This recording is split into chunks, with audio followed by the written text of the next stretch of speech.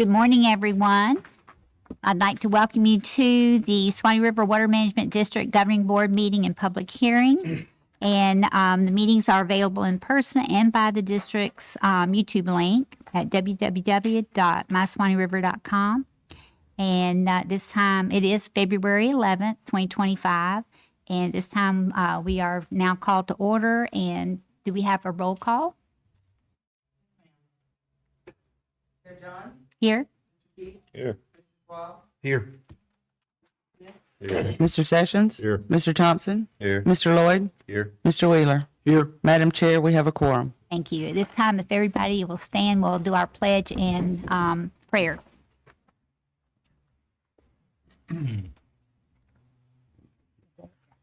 Father God, we thank you for this day. Father, we thank you for the beautiful weather we're having here in Florida in February. Father, I ask your blessing on the staff and this board. Give us the strength and the knowledge to carry out the duties before us. Father, I pray for our country. We're in a time that's a lot of tension. Father, I rebuke the hatred in this country, Lord. I pray for kindness, patience, and I pray for your will to be done. In Jesus' name, amen. Amen.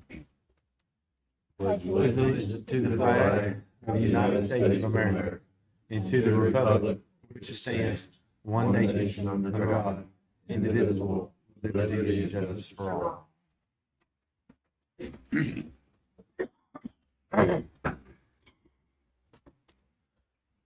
Robin, do we have any amendments to the agenda? Yes, ma'am. We have addition, supplemental item 1, legal counsel, common interest agreement for joint defense with the Florida Department of Environmental Protection. We have one deletion, agenda item number 29, water resources, funding agreement with the United States Geological Survey for sturgeon research. Do I have a motion on the amended agenda? Make that motion, Madam Chair. We have a motion, a second. All in favor say aye. Aye. Those opposed, like sign. All right, we'll move right into public comment. I have 2 comment cards up here. Each one of them has an item on our agenda. So if it's okay, I'll just wait until that item comes up and call you up to the podium. All righty. Sounds good. Any other public comment at this time? There being none, we'll move close public comment and move on to our collectively consent agenda. Has everyone had a chance to read through that and study up? And is there a motion? Madam Chair, I need to recuse myself from voting on the consent agenda. Item number 11, I have conflict. Alliance Grazing Group is a sibling organization to Swanee Valley Feeds, and I filed the paperwork with Ms. Robin. Thank you very much. Chair, I make a motion to accept the consent agenda. We have a motion and a second to accept the consent agenda. All in favor say aye. Aye. Those opposed, like sign. Motion carried. Then we'll move on to our hydrologic conditions report. Morning, Madam Chair, and members of the board. Good morning. Morning. Morning. Hope everyone's doing well. I'm here to present the hydrologic conditions report for January 2025. I'd like to start off with this great photo that Lorna Radcliffe sent over to me. She was out at Rock Bluff Spring doing just a little site survey, and she snapped this from the land, gave us a nice little panoramic view. But what I thought was really neat, and if I can get this to work, yeah, so right in here, it's hard to see, but if you blow it up, you see a big school of mullet enjoying the spring as well. So I thought that was a pretty cool picture. My thanks goes out to Lorna. I appreciate her sending this to me, and I think it's a great way for us to start our hydro report for January 2025. All right, rainfall for January 2025, we had a district-wide average of 5.1 inches. That is about 40% higher than that 1932 to 2024. I did want to point out these statistics go through the end of 2024 now. Average of 3.6 inches. At the end of December, we had a rainfall deficit of 1.9 inches. Moving that window of time forward and then picking up this 5.1 inches, we have now cut that down to about almost 3/4 of an inch, so about 7/10 of an inch. Taking a look at the map, most of the rainfall this past month fell in the center part of the district. That like I said, southwest to northeast, that look, the frontal systems, how they usually come through. most of the lesser rainfall amounts, that less than 3 inches in that light blue and the dark blue 3 to 4 inches, kind of fell in the southern part of the district. Not as much rainfall down there as we saw in the center part. Even parts over in Jefferson County still seeing that 3 to 4 inch range as well. I did want to point out the 4 to 5 inch range in kind of the northwest Florida, northwest part of our district, and then also 5 to 6 inches in orange, and then 6 to 7 inches in red. And we did have some areas of more than 7 inches of rainfall for this past month. That's in that pink color, stretching from South Taylor to Lafayette, North Dixie, over to southern Suwannee, Columbia County, and then over to Baker County, and even a little bit over into Union and down into Hamilton as well. So a lot of rainfall in that one small area there for January. Our biggest rainmaker for the month was the 18th and the 19th. I believe this is what kind of brought in that cold weather that we had. So this was that frontal boundary that came in around the 18th and 19th. Gave us a district-wide average of 2.7 inches, which represented about 54% of our rainfall for the month. So out of that 5.1 inches we got for the month, 2.7 came in 2 days. So I thought that was worth noting for sure. Once again, it looks very similar to what we just saw in the previous map. Most of the rainfall in the center part of the district with that southwest to northeast kind of movement. You can kind of tell that from the rainfall patterns. 3 to 4 inches in orange, 4 to 5 inches in red, and then we pretty much the same parts that we just saw in the previous map got more than 5 inches in that 2-day period. So big rainmaker for us on the 18th and 19th of January. Departure from normal precipitation. This is from the National Weather Service. This is from the 11th through the 9th of February, 11th of January to the 9th of February. This includes what I just showed, that those 2 days, the 18th and 19th, but we're looking pretty good in our district in Northeast Florida, Big Bend area. We are getting rainfall surpluses, whereas most other parts of Florida, the Panhandle and even down in the peninsula of Florida, are seeing deficits. We're seeing anywhere from breaking even to about 1 inch of rainfall surplus in that light green. Dark green is 1 to 2 inches of surplus. 2 to 3 inches of surplus as we start to move to the center part of our district and east. 2 to 3 inches in blue. 3 to 4 inches in that pink, I guess, I'm sorry, it's purple, like dark purple. Started to move to the east of our district. And then we had 4 to 5 inches of rainfall surplus up in kind of northern, it's hard to see, but it's up in northern part of Columbia County over into Baker and even into South Georgia, seeing those amounts of rainfall surpluses for the past 30 days. Stream flow conditions for January 2025, almost all of our gauges began and ended the month in that normal, that 25th to 75th percentile. A few exceptions, though, the Osceola at Lamont, Steinhatchee, and then even over in the Santa Fe Basin, the New River and Worthington Springs, all began in the normal range, but they ended the month in that above normal, that 75th to 90th percentile range. And that's just due to some localized heavier rainfall that they received in that area, or those areas. Elsewhere outside of our district, really just the North Prong at St. Mary's and St. Mary's and McClinney began in the below normal 10th to 25th percentile, but ended the month in that normal range as well. So all in all, stream flow conditions for January looking very good. This is the Upper Florida and aquifer levels. This is for the end of December. I wanted to show this just to compare with what we had this past month.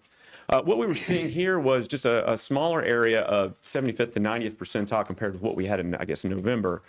But we did have some areas of above 90th percentile in Lafayette County, then over into Suwannee had a couple wells, and then I think we had one over in South Bradford County as well.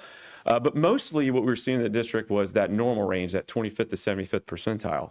Now, if we fast forward 1 month with the focused rainfall that we had in that center part of the district, going from that kind of southwest to northeast, we see some areas of above 90th percentile kind of popping up in South Taylor County, Lafayette County, even over into Dixie. Still have one over in Suwannee County, and then Jefferson County seemed to have a larger area of above 90th percentile as well. Not to mention, I also wanted to mention that 75th to 90th percentile expanded over in this area. We're seeing a lot of that in Jefferson, Madison, down into Taylor, Lafayette, Suwannee, and even over into Columbia and parts of Union as well. Even down into Gilchrist and Levy and Dixie, South Dixie as well. So other than that, most of the other counties and areas where the wells were monitored, 25th to 75th percentile. So all in all, for a drier time of year, we're looking very good as far as our groundwater is concerned. U.S. Drought Monitor, this was released last Thursday, February 6th. Really, all I wanted to point out on here was the southern parts of our district where they didn't get a whole lot of rainfall this past month are seeing abnormally dry conditions at D0. Elsewhere in Florida, as you start to move south, we start seeing those moderate drought conditions. But if we get the rainfall I think that we're predicted to get this week, I expect maybe a little bit of relief from some of this abnormally dry, but we'll just have to see how those patterns come through. I did want to mention also we are still under the La Nina advisory. That La Nina advisory is expected to continue from February to April at about a 59% chance. It does look like this La Nina is going to be a little bit on the weaker side, and it's going to not last quite as long because I think from March to May, we've actually got switch over to El Nino Southern Oscillation neutral conditions. So we're kind of going back to those neutral conditions that we had prior to going into this La Nina. And that occurs at about a 60% chance of occurrence. With that said, though, National Oceanic and Atmospheric Administration seasonal outlook for February through April does show us with below normal rainfall probabilities, most of the southern United States seeing that below normal probability as well. And then also above normal temperature probabilities, both of which are kind of focused in the southern part, a little bit up into the New England states here as well for the above normal temperatures. But in our area, those are two classic signs of the La Nina, the drier and warmer conditions for the next 3 months. This is for February through April. All right, finally, January 2025 summary, we had a rainfall amount of 5.1 inches. As I mentioned, that's 40% higher than that long-term average of 3.6 inches. We had a 12-month district-wide rainfall deficit at the end of December of 1.9 inches. With that amount of rainfall that we got this past month at 5.1, we were able to ameliorate a little bit of that. So now we're around 0.7 of an inch of rainfall deficit for our district. District-wide upper Florida and aquifer levels actually rose about 10%, went up from the 62nd percentile at the end of December to the 72nd percentile at the end of January. And that's due to an increase in median levels across all our monitored wells of about 1/10 of a foot due to the increased and focused rainfall that we got this past month. As I mentioned, La Nina conditions are currently present. It's more on the weak side, it seems like, but they are expected to remain through February to April with about a 59% chance. We do have a transition back to that El Nino Southern Oscillation neutral conditions anywhere from March to May of 2025 with about a 60% chance of that occurring. And finally, abnormally dry conditions according to the U.S. Drought Monitor. This covers all or parts of Dixie, Gilchrist, Levy, Alachua, and some in Bradford County as well. Madam Chair, I'll take any questions the board may have. Thank you. Any questions? Uh-huh. I have one, Robbie. The upper Florida aquifer, you said 1/10 of an inch rose us 10 percentage points in the flow is that the same equivalent when you're telling us from 25 to 75%? Madam Chair? Mm-hmm. So how that's calculated is each month for this report, I'll get statistics. And so it'll tell me what the well was last month versus this month. So it'll be a plus or a minus. Out of that, I take a median. You basically rank all of the data and you take the middle, and that's what that comes from. That's not necessarily what this is back here. This is more or less a percentile.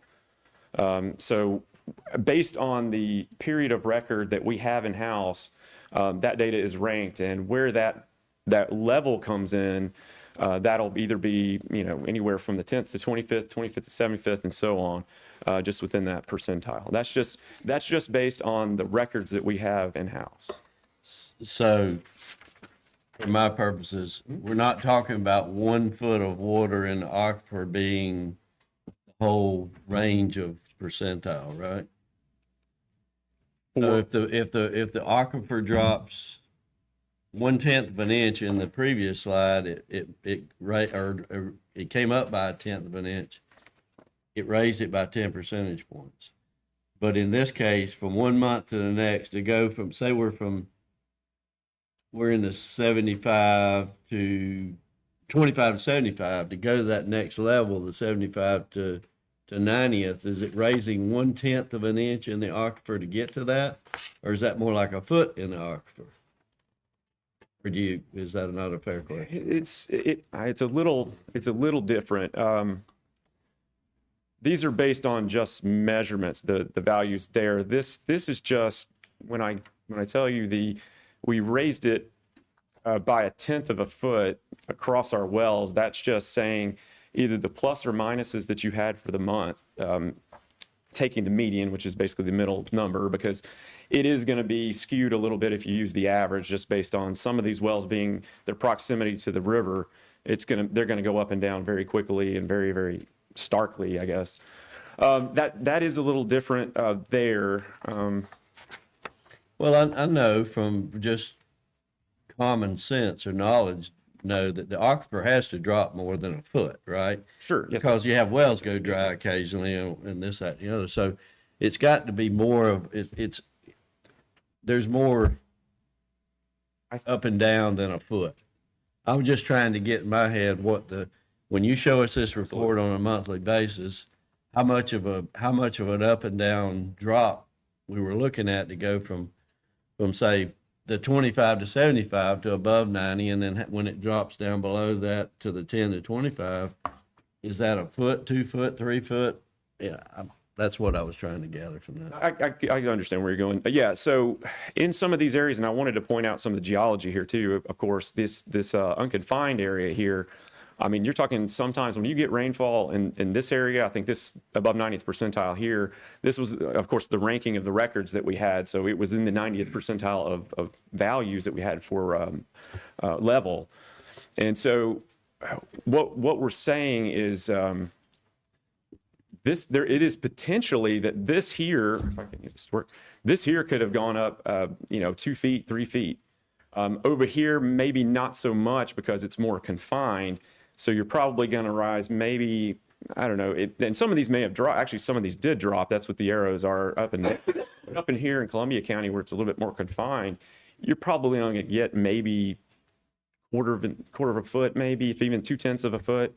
So what I do is I take all of these values here, basically rank those, and then I say, okay, out of the pluses and minuses that we get each month, which are represented by the arrows up and down, the middle number there gives me what I can say overall for the district.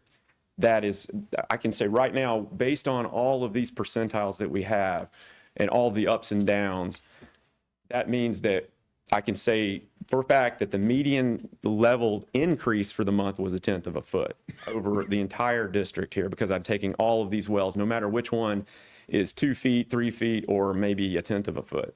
Okay. Does that help? It does. Okay. It does. I totally understand the difference between being confined and unconfined, and it's definitely going to be a lot more. So Absolutely, yes, sir. And then also I did want to point out some of these that are right next, adjacent to the river. When the rivers come up, I mean, those things will shoot up 6, 7, I've seen 12, 15 feet. I mean, they get huge increases whenever the river goes up. So I just kind of like to say overall, didn't hit that. Overall, this month it was 1/10 of a foot. So just kind of levels the playing field. I get it, and thanks for clarifying. Sure, no problem. Any other questions? That was a good question, by the way. Helped out. Thank Okay, thank you very much. Thank you, Madam Chair. Do we have any cooperating agencies today? No, Madam Chair, I'm not aware of any representatives today. Okay, thank you.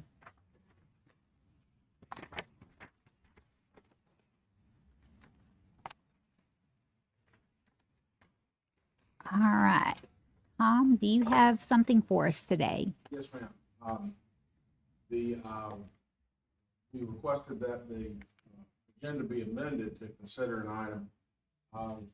Right now, the Florida Springs Council has challenged FDEP's proposed rule concerning outstanding Florida Springs. That's presently pending before the Division of Administrative Hearings. Final hearing is scheduled for March 18th through the 20th. Rule challenges go particularly quickly, statutorily. FDEP has contacted the district, and they have requested the use of some of our staff and some of our experts for this rule challenges. And as you may or may not be aware, when you're engaged in a litigation, you have certain privileges. Those privileges include the attorney-client privilege, they include the work product privilege, where you have to reveal to the other side facts, and you have to reveal witnesses and that sort of thing. But you don't have to reveal your strategy, the advice you got from counsel, things you have prepared for litigation that are not going to be presented in litigation, et cetera. When you team up like that with another agency, there's always a question as to whether or not the DEP's attorneys talking to our folks, is that governed by the attorney-client privilege? Is that governed by work product privilege? All of that. There's always a question. What the courts have allowed us to do is to enter into an agreement called a joint defense agreement, where basically if you've got all the parties on one side are working together, then all of their actions and the attorneys talking to any of them is governed by the attorney-client privilege and the work product privilege. So what the DEP has requested is, number one, for the use of our experts, and number two, to enter into a joint defense agreement so that that would be protected. Now, that joint defense agreement may not only include Swanee River, it may include other water management districts and other agencies as well. The issue we have is, of course, with the abbreviated timeline on a rule challenge, they're going to be at the final hearing March 18th. And so they need to go ahead and get going. So what we'd like to do, or what we've requested, is that the governing board allow the executive director, that you delegate the authority to the executive director for him to enter into such an agreement with DEP.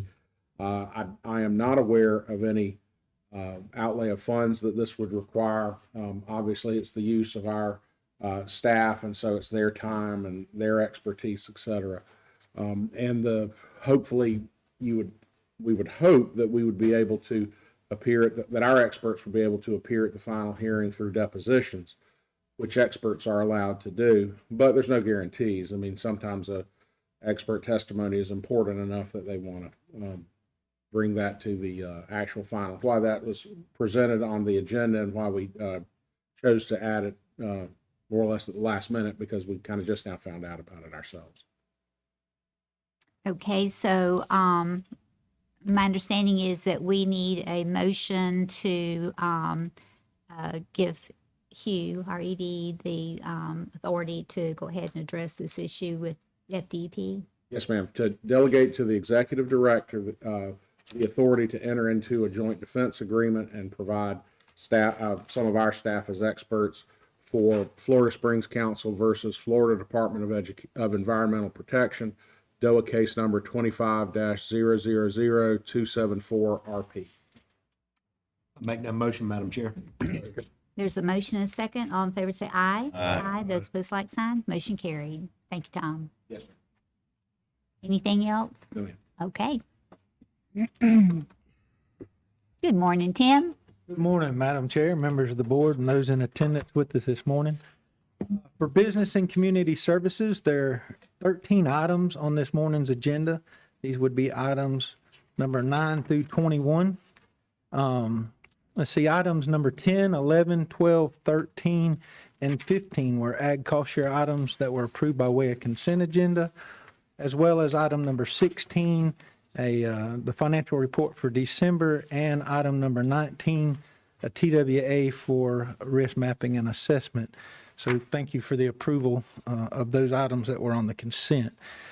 We will ask our Office of Administration Chief, Mr. Ben Glass, to come up and cover item number 19, the facilities update. And he will also present to you item number 14 for your consideration and approval. That item begins on BCS page 27. And after Ben, our Division Director of Resource Management and Projects, Mr. Leroy Marshall, will come forward and cover items number 17 and 18, the informational items, and then he will present to you items number 20 and 21 for your consideration and approval also. So, Ben?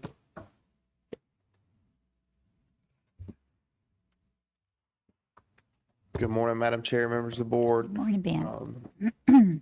At the pleasure of the chair, I'll start with a facilities update. As you saw when you walked in, the majority of our roof has been installed. There's still some trim work and gutters and some finish work to do, as well as the breezeway walking in. The part of the roof over our heads here still needs some metal, so we're coming close on that. Product looks good. We've worked with the contractor and appreciate what they're doing for us. And that project so far is on budget. So, and as far as the interior, we did have some supply issues and some slowdowns associated with that. So it's not moving quite as quickly as the roof, but it is also still on budget. Happy to answer any questions. Any questions on our facilities?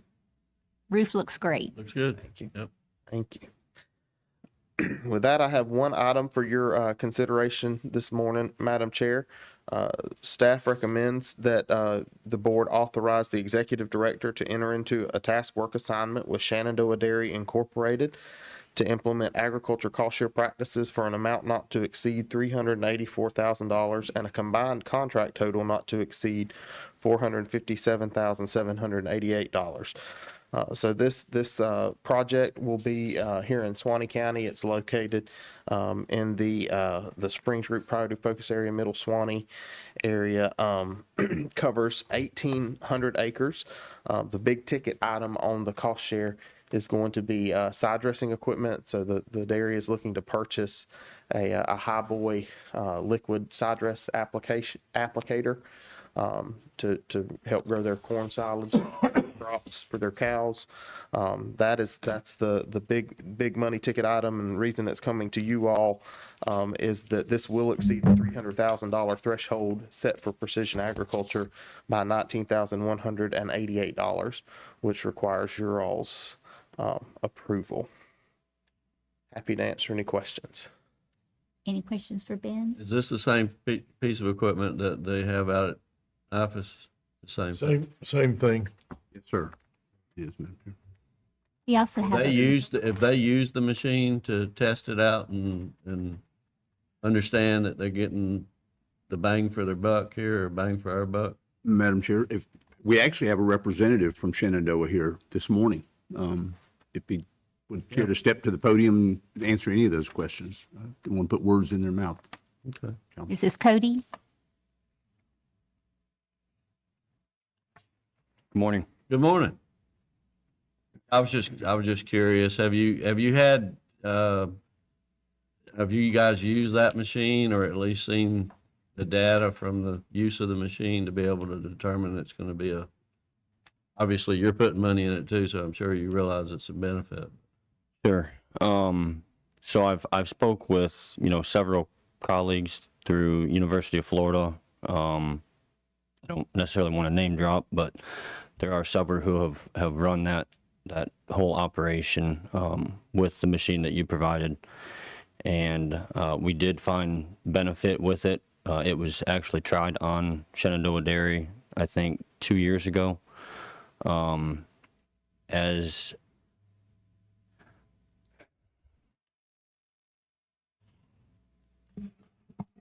we get to a point where, nitrogen becomes more, nitrogen application becomes more strict, we have to find ways to increase the efficiency of nitrogen. So that's the hand that we're trying to play. Well, we appreciate your participation. That's the purpose of us cost sharing, is to reduce the nitrogen load in the groundwater. So, okay, thanks very much. Thank you. For the record, Cody, for the record, would you state your name for Robin? Cody Darling. Thank you so much. Thank you. All right, any Chair, other if there's questions? no other questions, I make a motion to approve the. All I right. second it. We have a motion, second. All in favor, say aye. Aye. Those opposed, like sign. Motion carried. Thank you, Ben.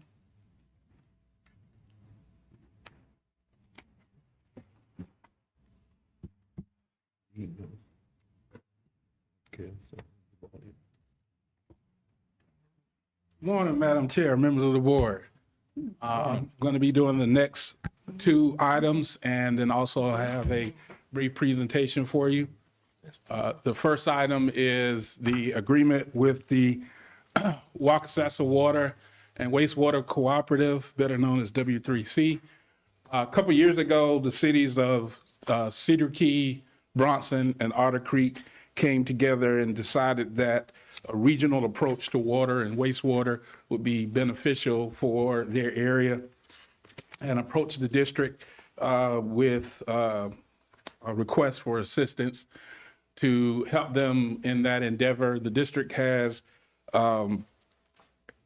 assisted the W3C. Originally, we assisted with a feasibility study through our feasibility assistant grant through DEP to do a feasibility study to see if the regionalization of the W3C would be economically feasible. And the result of that is that it was. So the three cities and the unincorporated areas of Levy County banded together and created the W3C. The district has helped the W3C with about $100,000 thus far, with a little money to help them get funded to start the W3C, to get started and get going. As part of their efforts to get going, they are going to be putting in a test well and testing that test well in order to make sure that they can have adequate water to supply to that entire region. And so the request before you today is for the W3C to receive funding for about $200,000 as a match for the SRF, the State Revolving Fund, where they're requesting a little over $400,000 for the construction of the test wells, all the testing that is included, and a feasibility study for the cost to supply that water and wastewater to the residents of the W3C. So the total request to SRF is a little over $400,000. The request to the district is half of that. The other half, if they are allowed to get the SRF funding, would be waived, as they are a smaller municipality or a smaller entity. So they would get 50% waived. They're requesting to get 50% from the district at around $200,000. And that will cover, again, the study for the rates and the test wells and all the evaluations that go along with making sure the test well works. So the recommendation is to authorize the executive director to enter into an agreement with the Waukesha Water and Wastewater Cooperative to implement the project at a cost not to exceed $200,000. Are there any questions? I got one. Yep. Leroy, is this coming out of our district funds, or is it a DEP or what? Do you know where the funds are actually coming from? Madam Chair, Yes. they are coming out of district funds. And it's in our current budget. Yes, sir. I have a question. Yes, sir.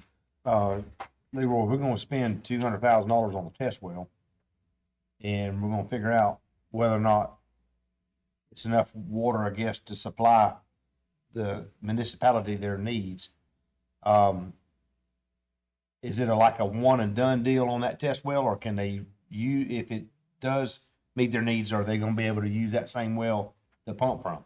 Yes, Madam Chair. Yes, sir. They will be able to use that well. Okay, so that, it's not like that they're just spending $200,000 on a test well, and then they're gonna have to spend another $200,000 on, put another well in somewhere. Correct. That's good, okay. Just wanna make sure we're getting the bang for a buck. Yes, sir. You want It was water, my right? understanding that they were gonna use that well for testing to see what the water quality was, to see what treatments might have to be done to it to be able to, for public supply, Correct. and also the quantity of the water. Correct. Yeah. Madam Chair. Yes, sir. I read that and I'm okay with that. My question would be, where do they go if that well does not test out?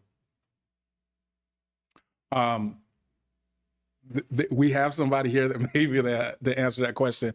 However, the W3 has been working with Warren on locating that well. We're pretty sure that it's gonna work, but there's an individual from Wright Pierce here that can answer any questions as far as what the W3 I is. understand, the W3C has put together some notable people to work on this project, and I have confidence in that. I'm just wondering, this is a major undertaking. If it tests good or bad, there's a lot of expense ahead in this. I'm just wondering what the plan is. Is there a different region they would look at if this well does not pan out to be usable? Are we gonna punch a bunch of wells till we find an area? What's the plan? I think gentleman from Wright Pierce should probably answer it because I can't speak on their I plan. understand. You want to? Sure. Yeah. And if you would, please state your name.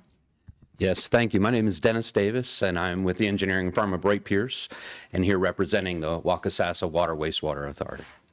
Thank you. All right, questions for this gentleman? Yeah, what is the engineering plan? If we, obviously this is total like $400,000 investment on this test well, and we don't get the results we're looking for, what's plan B? Sure. Well, as we've looked at this site, we've used the available data from the Water Management District to come up with what we thought is a good site, which is on the north side of Bronson. Working closely with the folks also over at Bronson, we really think that we've identified a good site. Water quality as we go south of the city really starts getting brackish. So if for some reason we came across bad water quality here, we would go back and reassess the information that we have. The property that we're drilling on right now belongs to the city of Bronson, so that we haven't entered into any agreements. The Wakasasa Water and Wastewater Authority has not entered into any agreements yet to purchase this property, or have not purchased it yet, but obviously it will be available should the water quality turn out good. If it's not, then we'll be back to the drawing board to try to identify a second site. And you're working with Warren to identify? Yes, sir. That's right. And also, we're a part of a, multi-engineering company or team that's working on this.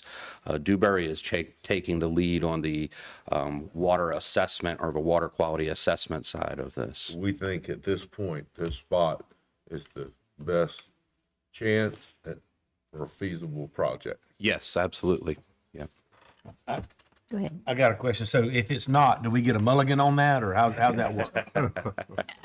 Not a mulligan. I don't know that the well drillers want to do any mulligans. Yeah. But yeah, we really think that we've got a good site. And again, we've worked with the folks there in Bronson. Their history of drilling some wells in that area and understanding the water quality throughout their localized region right there. Madam Chair, this is just from common sense. I know Warren's involved, but I bet there's some wells in close proximity to this well that's already been tested to some degree, right? Yes, sir. Yeah, we're not too far away from the city of Bronson. It's a very small community, so we're not too far away from their good wells. And again, but we do understand that when you go south, the water quality turns pretty quickly. And so we are in a high sandy area. When you get a little bit south, you get into some flatwoods with some water, kind of what you see out back there, and the water quality turns pretty quickly. Is there a possibility then that this is negative information, that this is going to nix the project? No, we feel It doesn't confident. sound like the other areas are very promising. That again, that's south in this northern area, north of Bronson there. We feel pretty confident that we're going to get the water quality that we need. What size well will they be installing? I believe this is going to be a 16-inch well, but don't quote me on that, but I believe it's a 16-inch well. Madam Chair, if I may add as well, I did have the points that have been made by the board member, that's been some of the discussion as far as existing wells that the town of Bronson has in place right now. And I think part of the intent with this too is that it would also allow for redundancy in water supply to be built in and incorporated into this with some of the existing wells that they've got at this point. One other question I have. Yes, sir. Are there any ag wells nearby that you have been able to test? There are some ag wells in the area. I do not know and if we've reached out to those owners about testing any of those. I was going to say, you might just ask them and they'll probably tell you what kind of quality they have. Sure. Might help you with your decision. I'll make sure I bring that up to the team, Mr. Sessions. Any other questions on this item? Make the motion, Madam Chair. Okay. We have a motion and a second. All in favor say aye. Aye. Those opposed, like sign. Motion carried. Madam Chair, if I could just say, the Wakasasa Water and Wastewater Authority asked me to come here today just to say thank you. They were all in Tallahassee today, working with the legislators to try to come up with some additional funding for this project. This project's very important to the residents in that area, and they did just want to send their regrets that they couldn't be here today to say thank you, but asked me to convey that. Well, we appreciate you coming, and it's very nice project, and we're keeping our fingers crossed that you hit really good water. Yep, absolutely. Thank you all very much. Thank you. You're in the right place, because that's where the money's at. That's right. Thank you, Leroy. Okay, we'll go on to the next one. It's amendment to the agreement with the town of Brooker. Governing board authorized executive director to enter into an agreement with the town of Brooker in June of 2024 for the town to replace its water meters. In that agreement, $126,204 came from the Public Supply Efficiency Grant, and $79,040 and some change came from River Grants. The town of Brooker had $10,800 worth of match in that. As they were going through the construction of all the meters, they found that a couple of the 5 of the meters that they thought were 3/4 inch meters are actually 1 inch meters. And so they found that they need to increase the cost of the agreement in order to order those 1 inch meters and all of the assembly associated with those meters. So the town of Bronson is asking the district to amend the contract for $3,883.53 for the valves, the meters, and the associated materials with the install of the 1 inch meters and valves. We actually have a invoice for the cost of the meters. The cost of the meters is around $1,200, I believe, and then the cost of all the valves and fittings and all of that stuff makes up the rest. So the cost of this $3,000 is not any labor. The labor was already included.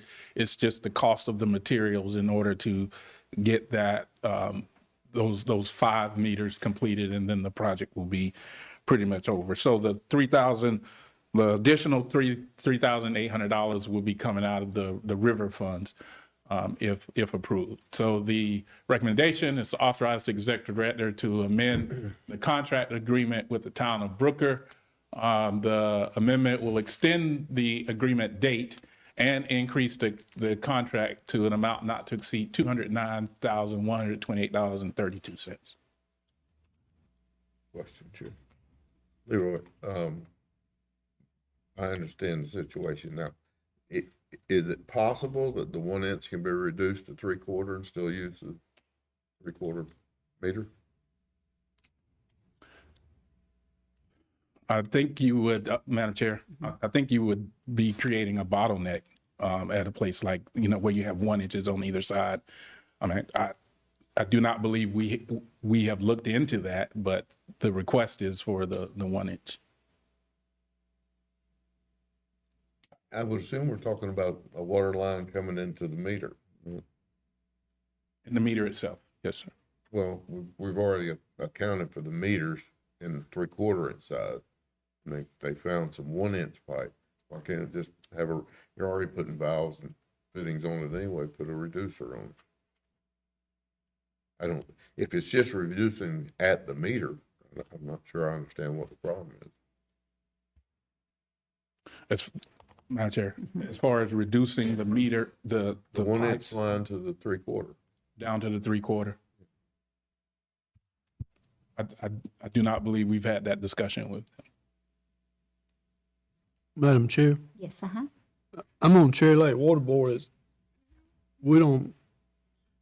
It would probably, the 1 inch meter is probably based on the actual flow needed for the customer. The 1 inch meter. So if you go back to a 3/4, he's gonna have less water, less pressure. We don't have many 3/4 meters, but we do on Cherry Lake 4-H camp. When there are campers there, they have quite a lot of water flow. So I think if they saw the need, I mean, they can readdress and see if they actually need a 1 inch meter there. But it's possible that they actually, if you go back to a 3/4, you're going to cut their flow, possibly cut the pressure too. That makes sense. These are feeding big services. This is not just another house. This is. It's probably not a residential. Yeah. Probably commercial. Now, did you say 5? 5. That's the number. I have a quick question. Leroy, did they already buy all the other 3/4 stuff? With the original funds, did they have everything there and then they figured out they got to have 1 inch and were they able to take it back and get credit for that, or what's the deal on that? I have not had that discussion with them either as well.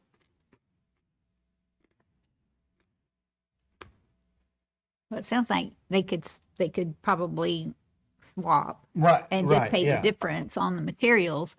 And without knowing what the meter is serving, whether it's for 2 houses and then it splits off after that into 3/4, whether it's commercial, we really don't know, the need for the 1 inch. But certainly I would think that if they did their original order, they had enough 3/4 inch in stock, I mean, that they ordered, that they might could, reduce some, returning some of the 3/4 stuff. So I know you don't have the answers for that. Maybe that would be a good question, to see what we can do there. Madam Chair, we can easily do that. I mean, as we say in the memos, it's a not to exceed. So we could have that discussion with them so that if the cost could be brought down, we could do that as well. That sound good? It sounds really good. Okay. What the problem is I just like to see, if you're doing a project like this right here, the guy's not, I know building and everything else, there's a lot of complicated stuff there, but, come to us with a project and make sure you have your homework done, Strive for excellence. But I mean, you're only asking for $3,000 or $4,000 for on a $200,000 project. So I mean, it's not like we're stroking big checks here. So I will make the recommendation. Okay. We have a motion to approve and a second. All in favor say aye. Aye. Aye. Those opposed, like sign. Motion carried. Thank you, sir. Thank you, Madam Chair. The last item I have for you is the Waukesasa Watershed Flood Risk Review. We have been working with WSP a couple of years to do the Waukesasa, the flood risk models for the Waukesasa. They have completed all of the engineering and modeling and are to the point where we're ready to do a flood risk review. We have worked with WSP to have that flood risk review in April. So in order to start the outreach for the flood risk review, we wanted to come to you today to give you an overview of what where we are thus far in the study. So the study area covers 3 counties: Alachua County, Gilchrist County, and Levy County, or portions of those counties, and portions of the cities inside of Alachua County: Hot Springs, Newberry, Alachua, Archer, Trenton, Bronson, and Otter Creek.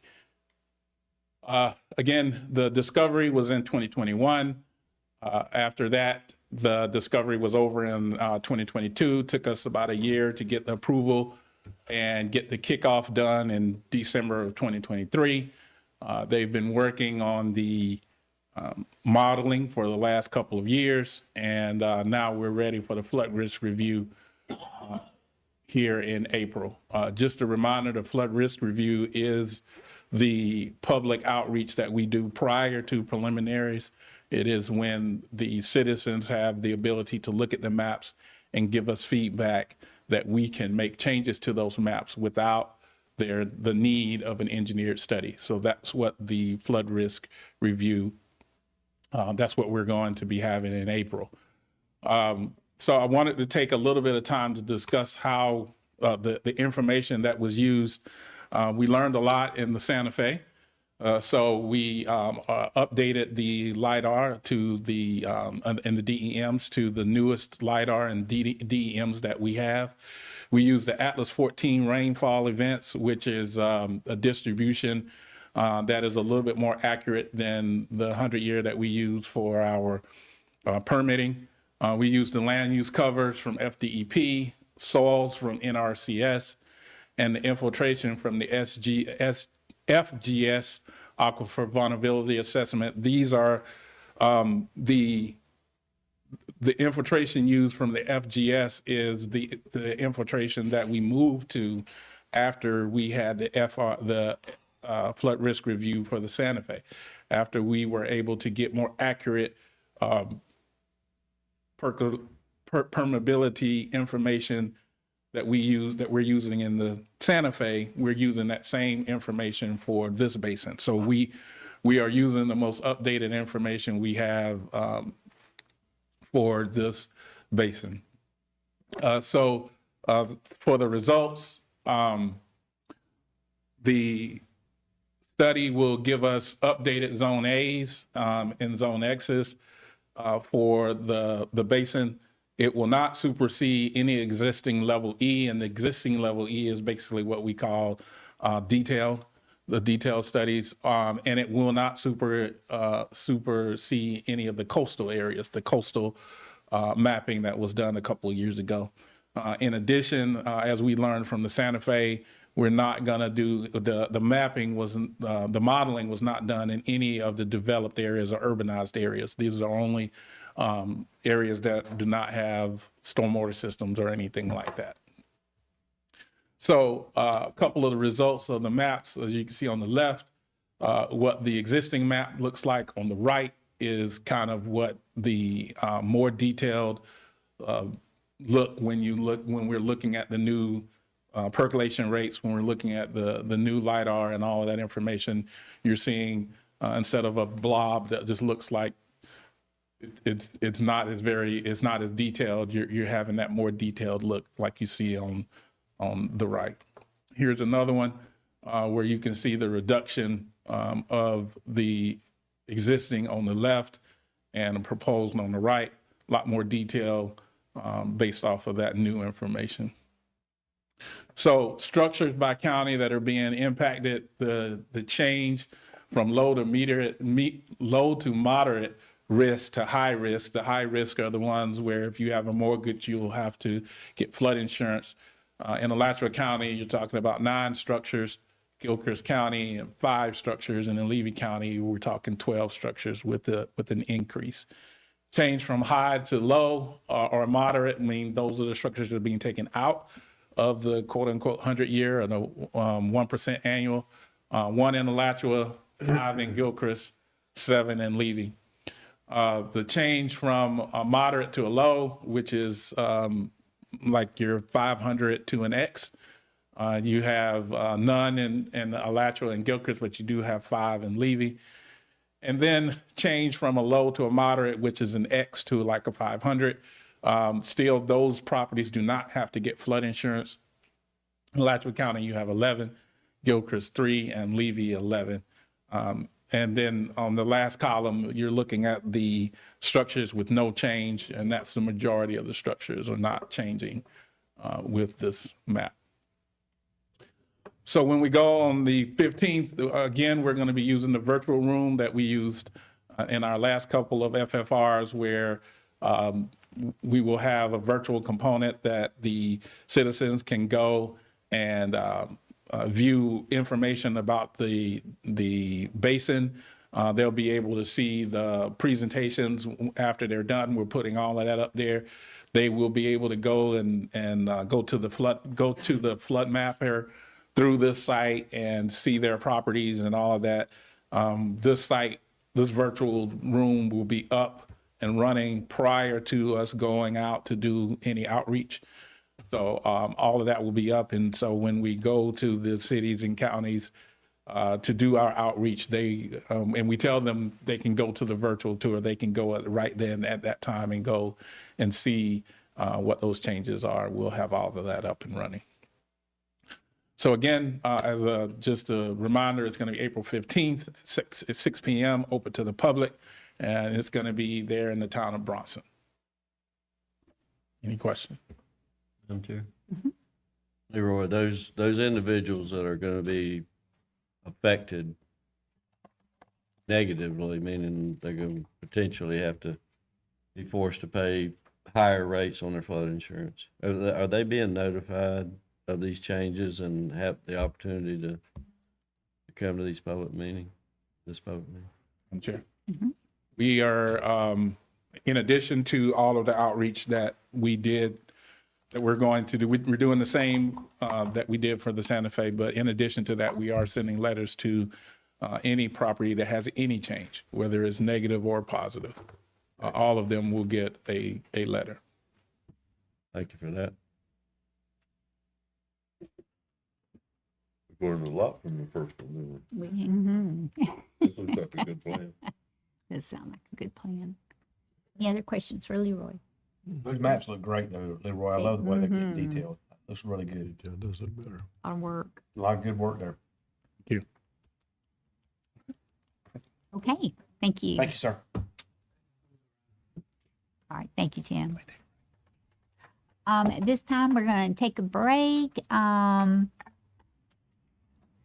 minutes, is that good? Okay.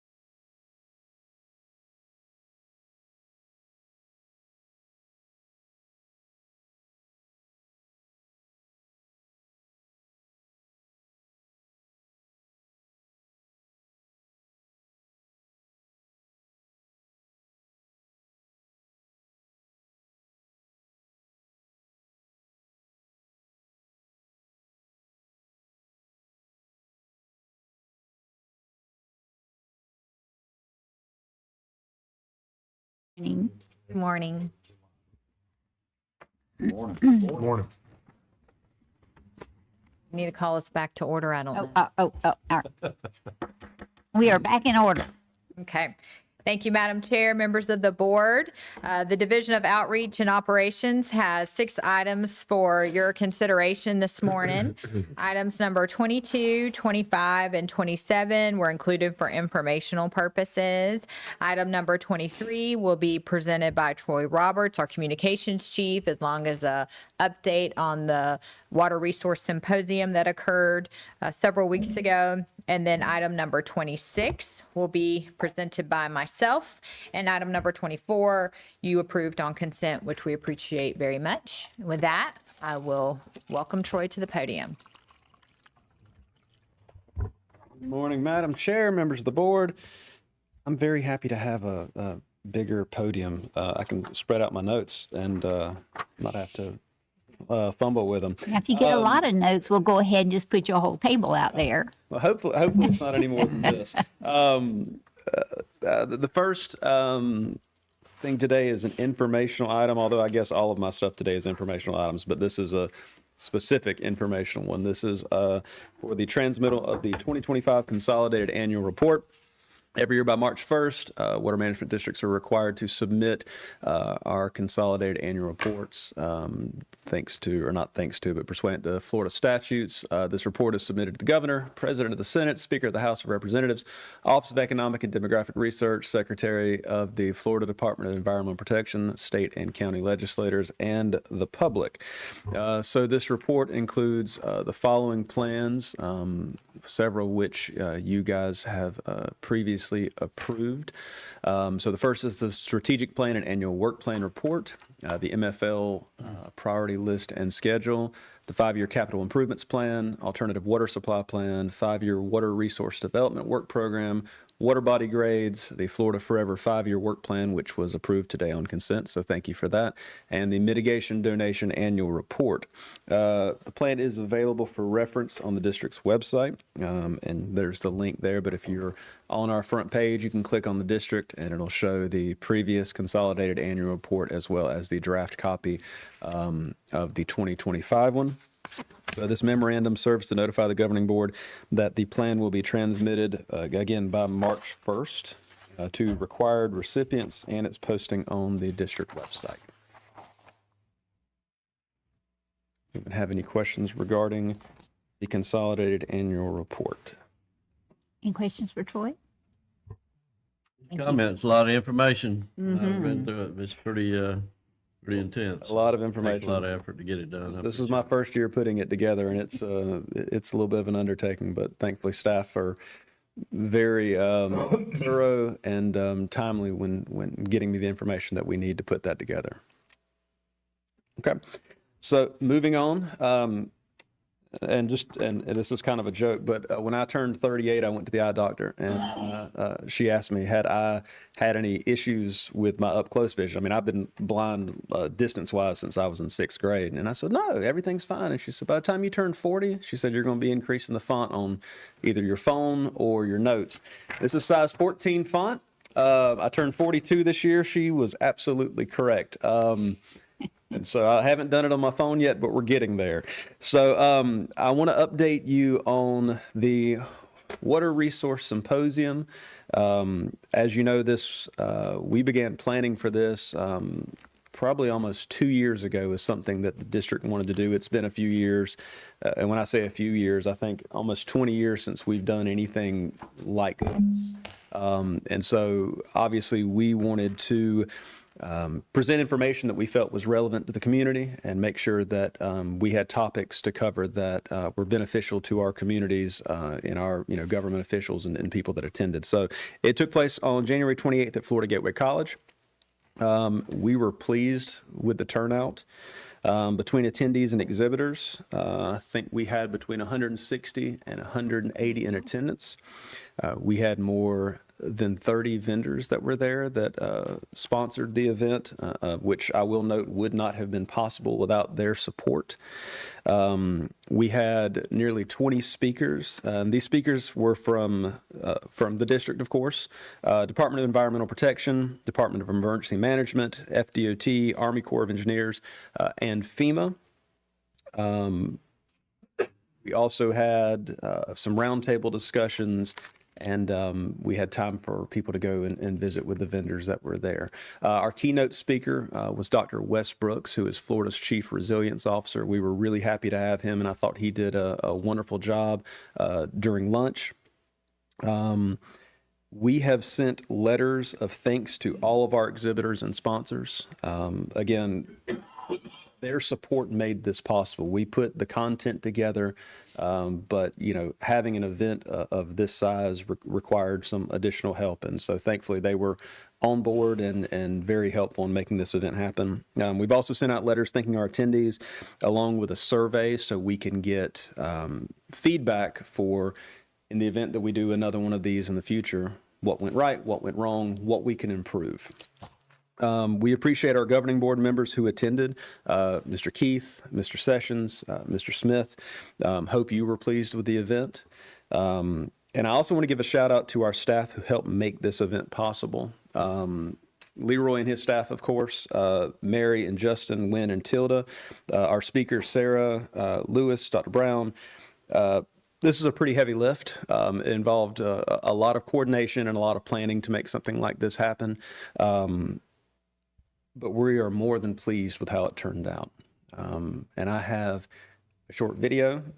Through all my running around that day and doing the MC work and stuff, I was like, I need to take pictures to document this and also get some video. And obviously for a presentation, I wanted to include that. And so quick 60-second video, and then any questions y'all may have, I'll be happy to take.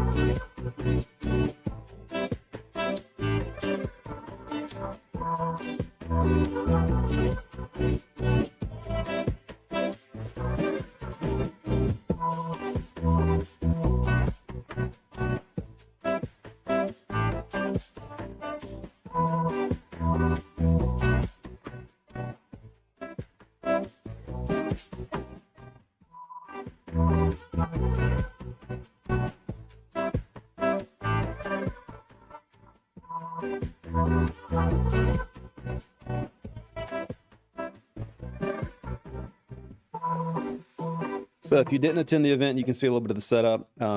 We had one area that was specifically for the symposium and the speech and the presentations, and then we had the gymnasium over at the college that was set up where our vendors were on one side and then we had lunch served on the other. And so I do want to give a big thanks out to Florida Gateway College, because in addition to giving us basically free reign for 2 buildings for 2 entire days, their staff were really responsive to our requests and needs throughout the day. And there was one in particular. It was like, oh, we need this, and it needs to be done in the next 30 minutes. And thankfully, they were very agreeable to that and making that possible. So, good partner. We got a lot of good partners that made this happen. But if you have any questions, any comments from you who attended, we'd be happy to hear them. I've got a comment. Sir. I do think it was very well done. And a lot of the different topics brought up were relative to what's going on today. And I just think you did a really good job putting it all together. Thank you. Yeah, I thought it was way more than I expected. It really was. What's your plan for the next one? So we're going to, Madam Chair, we're going to take some time and look at the feedback that we get, and sit down with our executive director, hopefully a little ways down the road, and discuss what the next one will look like and how we could make the next one even better than this. You have a timeline on your next one? Not currently. Well, a lot of information, an annual event to me seems like that's a bit much, so not just taking it in, but seemed well attended from what I saw. I saw morning and then came back in the afternoon, didn't get in the middle so much, but a lot of people there that needed to be there. Madam Chair, I think we want to make this, we want to make sure that it's beneficial to our communities. Obviously, repeating the same information every year is, if you've heard it, there's may not be a lot of changes from one year to the other. And the great news is we had a good swath of our communities that were there that attended this, and so we think we reached the right people. And when we do plan another, we want to make sure that information is relevant and beneficial to them at that time. Good job. Madam Chair, if I could add as well, along those lines, and we have given some consideration to that already, Ms. Ferry, but, that event was coordinated, as Troy spoke about. It has been in development for quite some time. But the event was a request from a lot of our communities for information. And I appreciate the work that staff did. Troy did a great job kind of helping coordinate a lot of it in that regard. But certainly Leroy and Mary and our staff in pulling it together. And then our staff that presented information relative to regulatory concerns, upcoming regulatory changes. And then the other speakers that we had speaking about the funding opportunities and making our communities aware of that. And I've received several comments, as some of you all have, I think, relative to the event itself and that it was very beneficial. And I do think that probably something every other year, every 3 years, whatever, as funding opportunities become available, and in the event of changing regulatory environment, however that plays out, making our communities aware of what that is. So, I would look at something along those timelines. But I do want to get feedback in, and we've got the survey that the contractor is going to be providing to us with those results.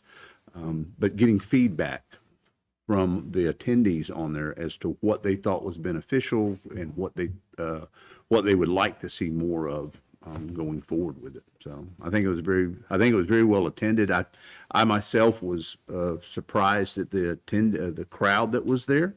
And to me, that speaks to the awareness of the event that was put out, and the content of the event itself. But I spoke with Dr. Barrett over at the college and expressed our appreciation for utilizing the facility. It worked out very well in that regard. And that's another challenge that we may have if this event grows, because we were pretty much maxed out from a capacity standpoint there. And so we may have to look at a different venue for hosting something like that. But that's all I have. Anytime you're given information, you can put a face to the organization. That's worth so much. I think people came away from that with that feeling that, sometimes you think it's David and the Lion's Den, and you put a face on them, and they're not so bad. You get to meet them, shake hands. Well, I was disappointed I wasn't able to attend, but it sounds like you guys did a great job of communicating and getting people interested in attendance. You can have the best presentation in the world if you don't have anybody there to see it. It's not nearly as a success as it is. It sounds like that you hit all the marks. You got the people there that need to be there. Madam Chair. And I do want to give a shout out to Leroy's staff, because we sent emails to, we had a list of, hey, we think these people need to attend based on their working relationship with us and government officials and stuff. And so, we sent out emails, but we also spent a lot of time calling specific people to make sure they were aware of it, because we didn't want this to be something that we had and then, oh, I missed it because I didn't hear about it or didn't know about it. So I know Leroy's staff specifically made a lot of personal phone calls to make sure that people knew that this was happening, and it's important to both them and beneficial to their communities that they serve. And Mr. Thompson, I would add along the lines of what you were saying, I've already had several of the sponsors contact me about wondering when we were going to do the next event. They were willing to help sponsor another event. So to me, that says that there's value in what was conducted there. Well, it looked very, very professional and well-attended. Great job. And I'm sorry I missed it, and I hope that I will be here to see the next one. All right, any other questions? I have one more quick thing, and then I'll turn it over to Caitlin. So if you have not been to White Springs recently, we were invited over this past weekend to attend the dedication of a new mural in White Springs. This was installed on the side of, I believe it's officially it's the hardware building, but I think it's the Adams building, Adams store. Yeah. And so because of our involvement, this is from the White Springs Historical Preservation Society and the Florida Wildlife Corridor Foundation. Because of our involvement with district lands and providing those as part of the Florida Trail, they had a big trail event, hiking event out there. They probably had 200 hikers come through and decided to dedicate this mural there. So we were invited because they wanted us there. Beautiful mural. If you haven't seen it, please go out there and look at it. And we were happy to be a part of it and happy to be recognized for our efforts in, preserving this part of natural Florida that everyone enjoys. So Very nice. thank you. Thank you.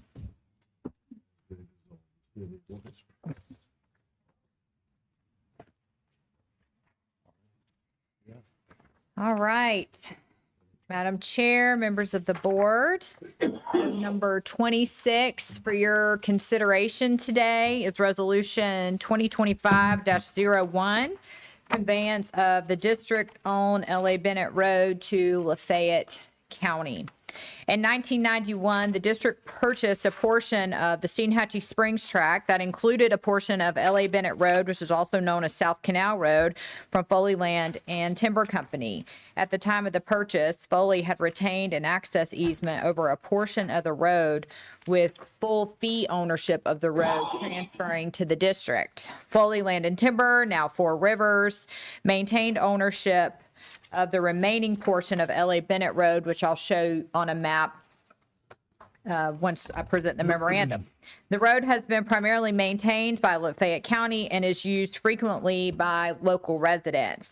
The portion of the road that's owned by the district includes a bridge known as L.A. Bennett Bridge. The Florida Department of the Florida Department of Transportation is repairing several bridges in the area, including L.A. Bennett Road Bridge, which you may recall several months ago, I brought a temporary construction easement for a number of locations in this area for the purposes of staging equipment, and then specifically for L.A. Bennett Road Bridge. Four Rivers has been working to convey their ownership of L.A. Bennett Road to Lafayette County, who has agreed to take ownership, and our conveyance of our portion of the road is needed to proceed with the permitting associated with the bridge repair and grant full road ownership to the county.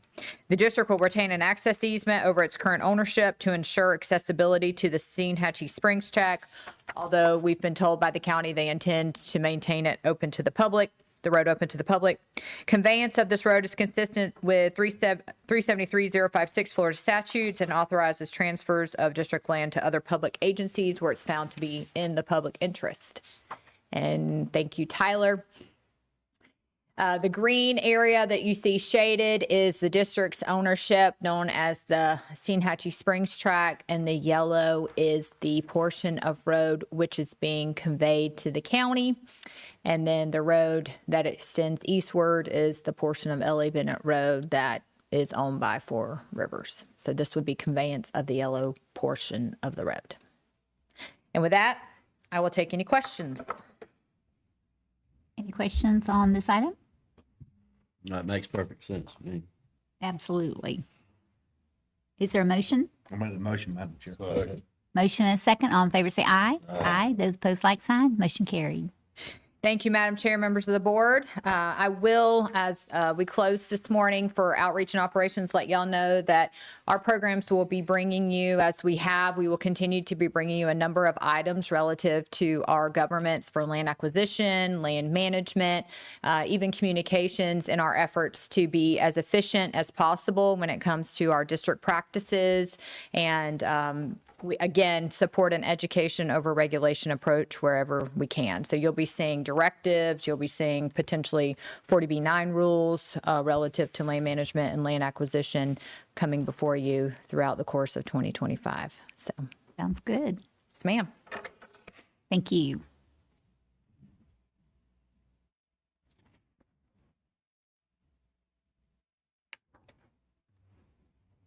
Good morning. Good morning, Madam Chair, members of the board. I think in contrast to Troy, the first time I came up here, I did not realize the podium had been replaced, and I was very distracted by the swath of real estate that you have up here between. It's impressive. Today, I just have one item, which is just a verbal update of how things are progressing in the Water Resources Division. We do have a swim plan that is currently out for public comment. That is going to be open through until March 28th, at which point we'll consolidate those comments, and then it'll bring back to the board as a workshop after that to kind of summarize what changes have been recommended based on that public comment. In addition, I just wanted to let you know that work is continuing to go on for the development of a large regional project. This would be one that would be in coordination with the St. John's District, DEP, and some of the big regional utilities on the East Coast. There is a potential that they can kind of address multiple concerns at the same time because they have to make some adjustments to how they're discharging their water based on the requirements of Senate Bill 64, which is eliminating surface water discharges. So that conversation is ongoing, and we're anticipating that another phase of that work will be kicking off within the next little while. They're working on a scope of work for that phase now. So there is strong interest in a big regional project. That would be in addition to the work that Mr. Marshall's office is doing to develop recharge projects that we here at the district can push forward at the same time. Okay. So with that, I'd be happy to take any questions. Any questions for Dr. Brown today? Nope, guess not. Thank you.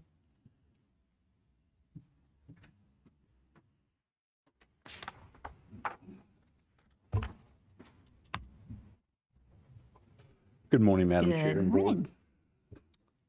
Well, as Ben spoke to on your way in, you did see the construction. As with any construction projects, there's been a few hiccups along the way, but we are making progress and looking forward to getting that done. The progression is where we're at right now.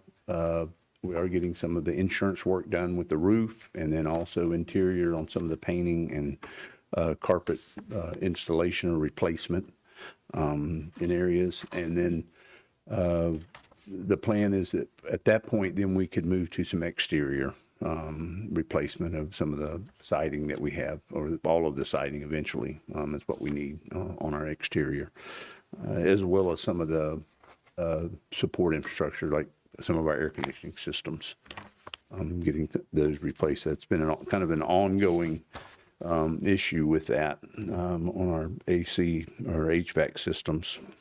I did want to let the board know that next month we are planning an off-site board meeting. That's to be out at the IFAS Research Center here northeast of Live Oak. It's been a few years, but we've held meetings out there before.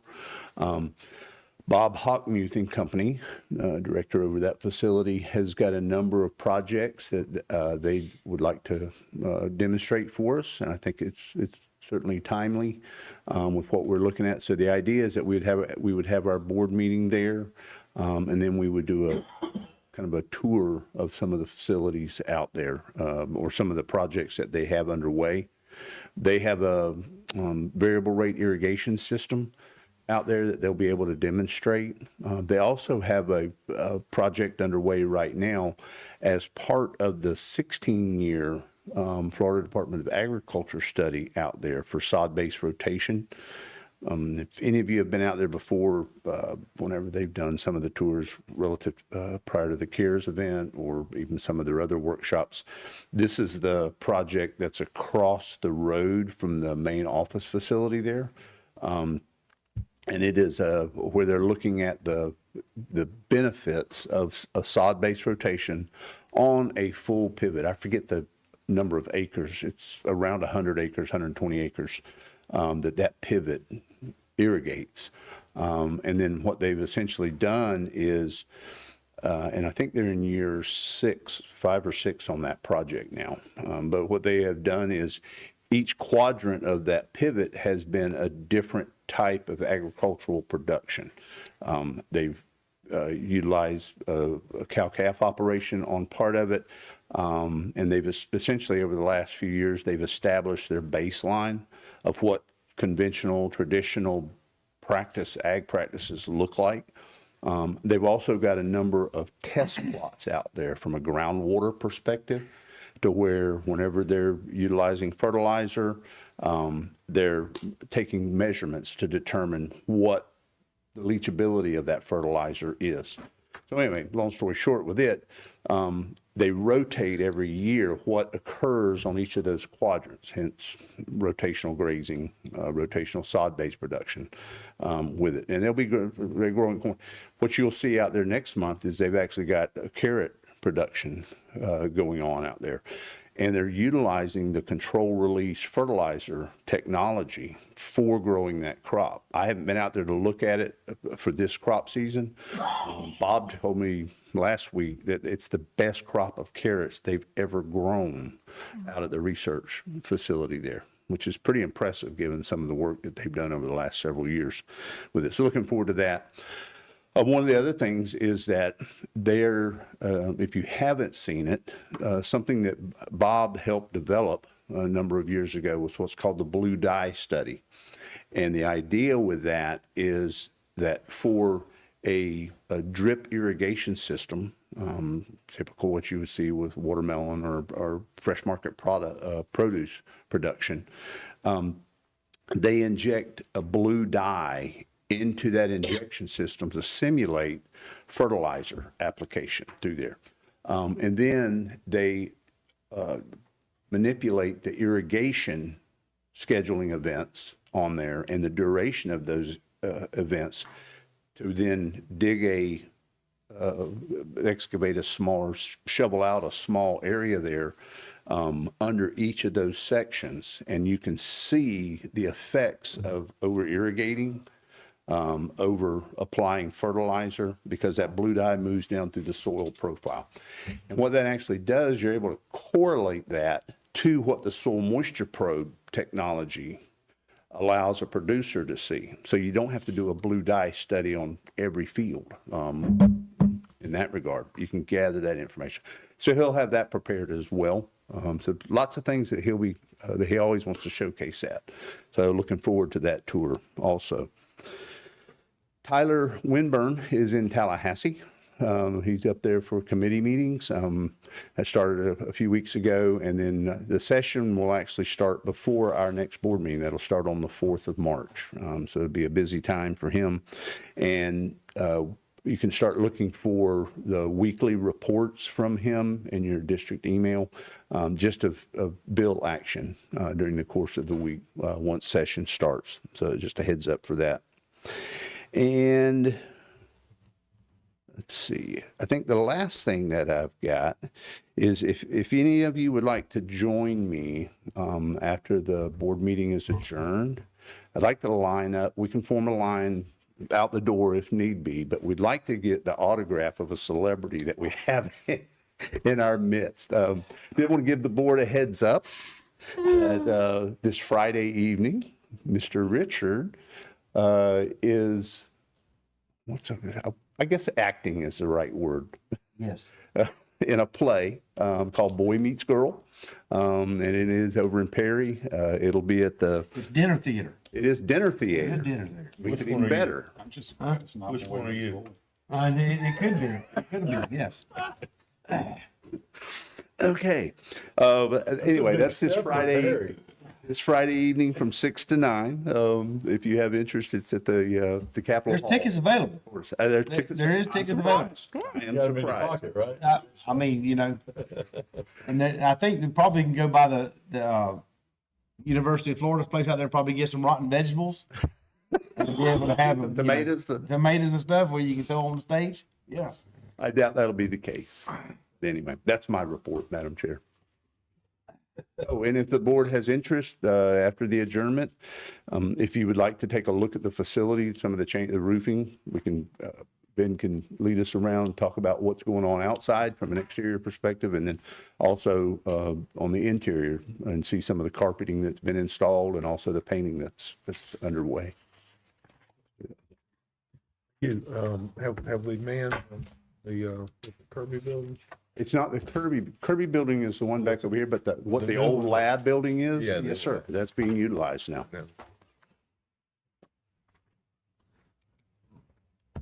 Any other questions for Hugh? I didn't notice that if we had any workshop today. No, ma'am, we don't have workshop. that. This Okay, is just making conclusion sure. of the board meeting. Okay. Any other questions for Hugh? Nope. Okay, we look forward to our next meeting offsite. That sounds very interesting. And as usual, Robin will keep us notified we'll give you the heads up on that as well. Sounds good. All right. If that's all of our business, then is there a motion for adjournment? I move. Second. There's a motion second. All in favor say aye. Aye. Those opposed like sign. Motion carried. All right.